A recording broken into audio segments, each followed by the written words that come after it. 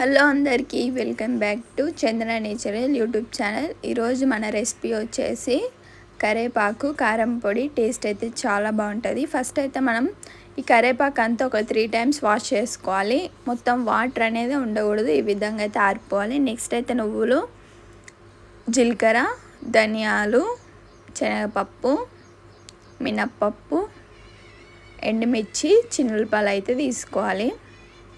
ఇవైతే మన ingredients. Next అయితే మనం ఒక ప్యాన్ తీసుకొని ఈ కరివేపాకు అంతా ఈ విధంగా అయితే మనం ఫ్రై చేసుకోవాలి.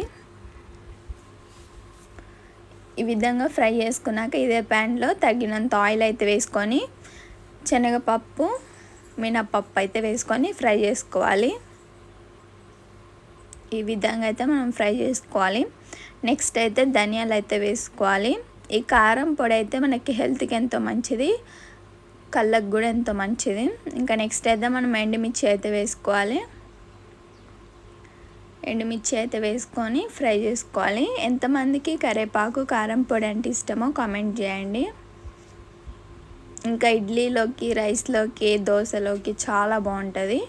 ఇంకా నెక్స్ట్ అయితే మనకి ఇవి ఫ్రై అయినాయి కాబట్టి కొంచెం జీలకర్ర అయితే వేసుకొని ఈ విధంగా అయితే కలుపుకోవాలి.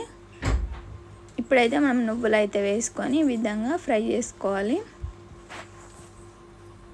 ఇప్పుడైతే మనం ఫ్రై చేసుకున్న కరివేపాకు అంతా దీంట్లో అయితే వేసుకొని కలుపుకోవాలి.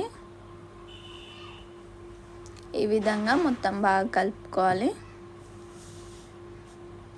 ఇప్పుడైతే తగినంత రాళ్ళు ఉప్పు అయితే వేసుకోవాలి. వేసుకొని ఈ విధంగా కలుపుకోవాలి.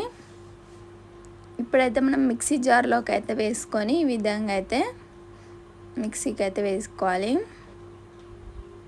ఇప్పుడైతే మనం చిన్నులపాయలు అయితే వేసుకొని మిక్సీకి అయితే వేసుకోవాలి. చూసారా, ఎంతో సింపుల్గా కరివేపాకు కారం పొడి అయితే రెడీ అయిపోయింది. టేస్ట్ అయితే చాలా బాగుంది.